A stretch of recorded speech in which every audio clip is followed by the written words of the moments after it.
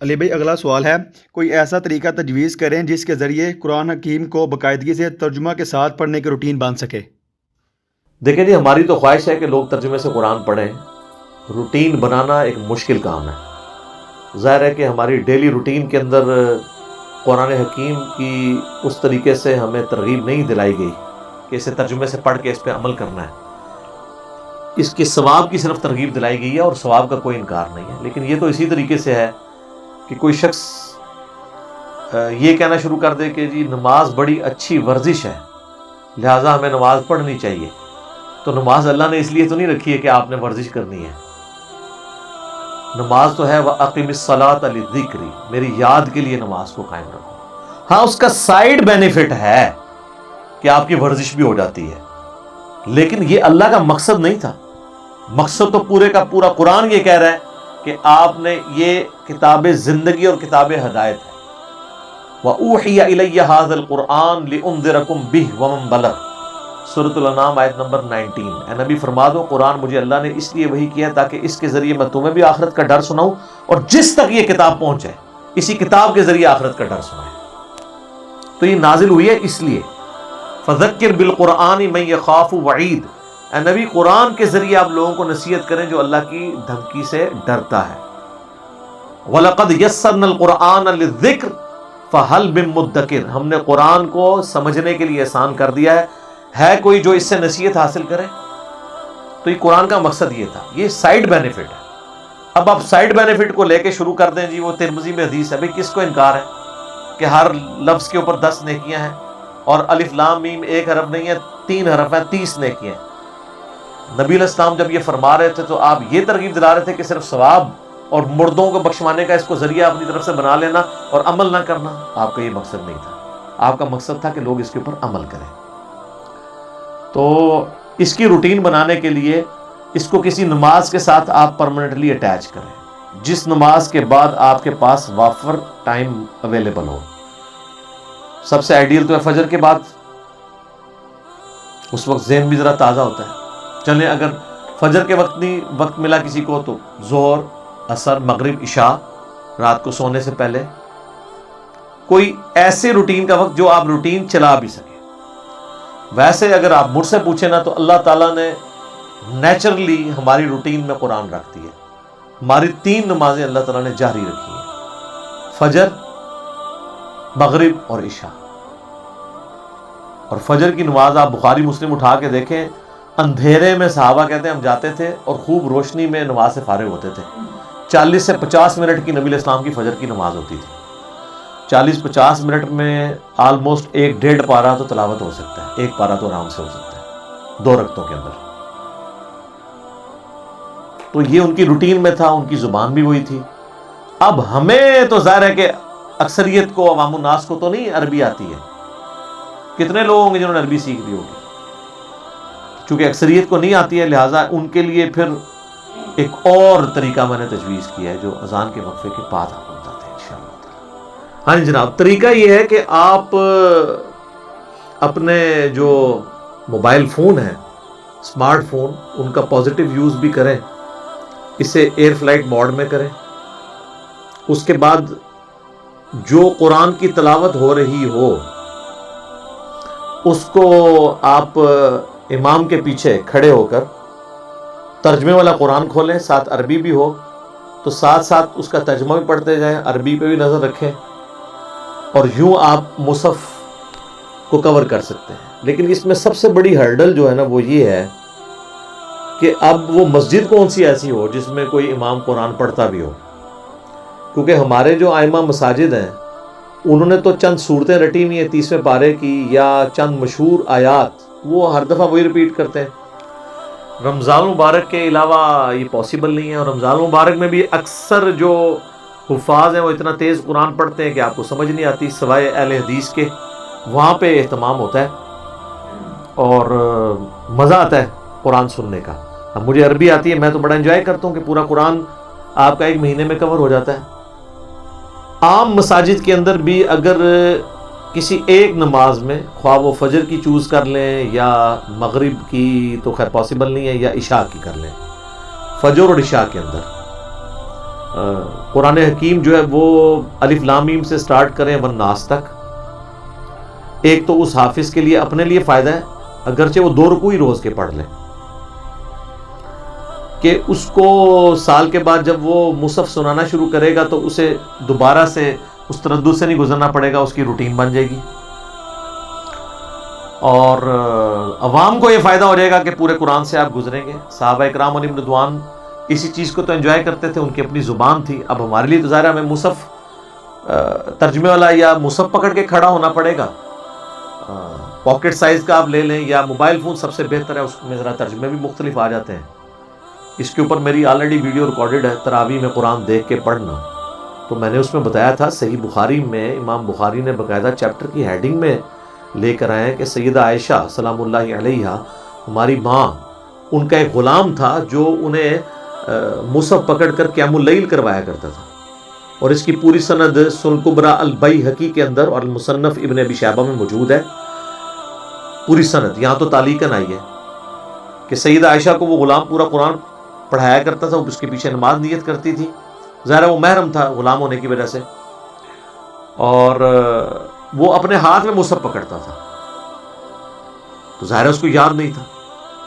Even مصنف ابن ابی شیبہ میں تو آپ کا صحابہ کا ملے گا کہ وہ ان کے پیچھے لوگ مصحف ہاتھ میں پکڑ کر ان کی قرات کو سنا کرتے تھے اور غلطیوں پر متنبہ کرتے تھے. یہ بھی مل جائے گا آپ کو انس بن مالک کے بارے میں, باقی صحاب کے بارے میں. اور یہ بھی ملے گا کہ وہ امامت کرواتے تھے مصحف ہاتھ میں پکڑ کے, اور پیچھے لوگ کھڑے ہوتے تھے. اب ظاہر ہے کہ وہ ان لوگوں کو تو پیچھے عربی سمجھنے کے لیے ترجمے والا قرآن پکڑنے کی ضرورت نہیں ہے, ہمیں تو ظاہر ضرورت ہے. اصل چیز یہ ہے کہ قرآن کیا آپ مصحف پکڑ سکتے ہیں یا نہیں. تو بعض لوگ تو تھوڑے ریسٹرکٹ ہیں, وہ کہتے ہیں نوافل میں آپ پکڑ سکتے ہیں, فرض میں نہ پکڑیں. بھائی جب اصل مل گئی نفل کے اندر تو اب یہ نماز توڑنے والی چیز نہیں ہے. جب بخاری اور مسلم میں حدیث ہے کہ نبی علیہ السلام اپنی بیٹی کی بیٹی یعنی نواسی امامہ بنت ابی العاص کو اٹھا کے فرض نماز صحابہ کو پڑھا لیا کرتے تھے, تو مصحف کیوں نہیں اٹھایا جا سکتا؟ اور جب آپ رکوع اور سجدے کرتے تھے اس کو سائد پہ اٹھاتے تھے, پھر جب قیام میں جاتے تھے پھر اٹھا لیتے تھے تاکہ روئے نہ بچی. تو مصحف نہیں آپ اٹھا سکتے. اب آج کل تو آپ بچے جو ہے نا, وہ اگر ان کو آپ ڈائپر پہنا لیں تو کوئی مسئلہ نہیں, بچہ بھی اٹھا کے نماز پڑھی جا سکتی ہے. بہرحال یہ جو ہمارے پاس آسانی ہے نا ترجمے والا قرآن, یہ اٹھائیں. لیکن اس کے لیے وہ پہلی شرط پوری ہونا بڑا مشکل ہے نا, کہ ایسی مسجد ہو جہاں پہ پورا قرآن کور کروایا جاتا ہو, اور باقاعدہ ڈسکشن ہو کہ ہاں جی آج ہم یہ 4 رکوع پڑھیں گے, 2 پہلی رکعت میں, 2 دوسری میں, فلاں صورت ہے, باقاعدہ اناؤنسمنٹ ہو, اور پھر کل ہم یہیں سے آگے سے شروع کریں گے. اب یہ اس طرح کے ہمیں کہاں سے الفاظ ملے؟ ہمارے جہلم شہر میں تھوڑا سا شروع ہوا تھا, لیکن وہ بھی پھر آگے چلا نہیں سکے. ظاہر ہے وہ عام الناس پیچھے سے پھر شور مچا دیتی ہے, جی نماز لمبی ہو گئی ہے, اور پھر وہ ان حدیثوں کا سہارا لیتے ہیں کہ نبی علیہ السلام نے لمبی نماز سے منع فرمایا ہے. سر وہ آپ کھول کے تو دیکھیں, وہ پہلی رکعت میں سورۃ البقرہ, دوسری میں آل عمران پڑھا دی تھی, تو نبی علیہ السلام نے فرمایا سورہ بقرہ آل عمران 4 سے زیادہ پارے بن جاتے ہیں, تو آپ نے یعنی 4 پاروں کو آپ نے کام کر کے 1 پارے ہی کہا ہوگا نا, یہ تو نہیں کہا ہوگا 4 آیتیں پڑھ لو. بخاری مسلم میں موجود ہے کہ نبی علیہ السلام جو فجر کی نماز پڑھتے تھے جمعے والے دن, پہلی رکعت میں سورہ السجدہ پارہ نمبر 21 والی, اور دوسری میں سورۃ الدہر پارہ نمبر 29 والی, یہ پڑھا کرتے تھے. تو آپ ذرا اس کی ڈیوریشن دیکھ لیں. اور باقی تو نبی علیہ السلام سورہ آل عمران, سورہ نساء, سورہ مائدہ, یہ آپ کو کئی جگہ ملے گا کہ آپ علیہ السلام نے تلاوت کی ہے. اتنی لمبی نماز, فرض نماز بھی پڑھی ہے. تو کوشش کریں کہ آپ کو ایسی مسجد یا کسی امام مسجد کی کوئی اکرام مسلم کریں, کہ اس کی خدمت کریں کہ یار کوئی 1 نماز تو اس طرح کی پڑھا دو. پھر بھی کچھ نہیں بنتا تو پھر آپ یہ کر سکتے ہیں کہ کوئی نفلی نماز اپنی شروع کر لیں, تہجد کے وقت اٹھ جائیں, اشراق کے وقت یا عشاء کے وقت کے جو 2 سنتیں ہیں وہ آپ گھر جا کے پڑھیں, سنت بھی پوری ہو جائے گی. اس میں آپ مصحف اٹھا لیں, سامنے ایک ڈیسک رکھ لیں, رکوع اور سجدے میں جاتے وقت آپ اس ڈیسک کے اوپر قرآن رکھیں, اور پھر اٹھا کے اسے پڑھنا شروع کرتے ہیں. یہی میں نے کہا تھا تراویح کے اندر بھی کریں کہ آپ گھر والوں کو تراویح گھر میں پڑھائیں, اور سارے مصحف اٹھا لیں تاکہ ترجمہ کور ہو. لیکن یہ قرآن جو ہے وہ صرف سال کے بعد پڑھنے کے لیے نہیں ہے, یہ روزانہ پڑھنے کے لیے ہے. تبھی تو صحابہ کرام کا ایمان اس لیول کا تھا کہ ان کا اوڑھنا بچھونا قرآن تھا. لیکن ہمیں تو لگا دیا انہوں نے کہ بس اس کو ثواب کمانے اور مردے بخشوانے کا ایک ذریعہ بنا لیں، اور ہمارے بزرگوں نے پوری نیک نیتی کے ساتھ یہ ہمارے ساتھ ہاتھ ڈالا ہے۔ وہ لکھتے ہیں نا جناب فضائل اعمال میں شیخ زکریا کاندلوی کے، ایک بزرگ تھے روزانہ 3 قرآن پڑھتے تھے، دوسرے کا لکھا وہ روزانہ 8 قرآن پڑھتے تھے۔ 8 قرآن کس طرح پڑھتے تھے؟ بغیر سمجھ کے بھی نہیں پڑھے جا سکتے، بہت سپیڈ چاہیے اس کے لیے۔ یا ہو سکتا ہے سورہ اخلاص 3 دفعہ پڑھیں تو یہ ایک بن گیا، تو 8 3 24 یہ پڑھتے ہوں۔ اور کہتے ہیں جی امام حنیفہ 61 قرآن رمضان میں ختم کرتے تھے، 30 جو ہے نا وہ دن کے وقت ایک قرآن روز کا، ایک رات کے وقت 60 ہو گئے، اور ایک تراویح میں 61 ہو گئے۔ ٹھیک ہے، تو جب آپ کو یہ سب کچھ پڑھایا جائے گا تو پھر کس نے ترجمے سے پڑھنا ہے؟ جامعہ ترمذی میں حدیث ہے جس نے 3 دن سے کم میں قرآن مکمل کیا تو اس نے قرآن فہمی کا حق ادا نہیں کیا۔ یہ تو نبی علیہ السلام کہہ رہے ہیں کہ عربی جاننے والے بھی 3 دن سے کم میں پڑھیں گے نا تو وہ قرآن کا فہم نہیں کر رہے، تو بزرگوں کے اوپر آپ یہ کیوں بزرگوں کی بزرگی سٹیک پہ لگوا رہے ہیں؟ اس کی وجہ سے 3 دن میں، یہاں تو شبینوں میں ایک رات میں قرآن مکمل ہوتے ہیں، اور وہ یعلمون تعلمون ہی سمجھ آ رہی ہوتی ہے آپ کو۔ تو بس سمجھنا کس نے تھا؟ وہ فضائل اعمال میں انہوں نے لکھ دیا کہ جی قرآن کو کی تفسیر کے لیے جو ہے نا وہ 15 علوم چاہیے، اور 15واں لکھا کہ وہ بھی ہے، گاڈ گفٹیڈ ہے، وہ آپ حاصل بھی نہیں کر سکتے قیامت تک۔ یعنی آپ قرآن کو پھر وہ کہتے نہیں وہ تفسیر کے لیے، ویسے تذکیر کے لیے آپ پڑھ سکتے ہیں، تو یہ لکھنے کی کیا ضرورت ہے؟ یہ آپ نے کون سی خدمت کی ہے؟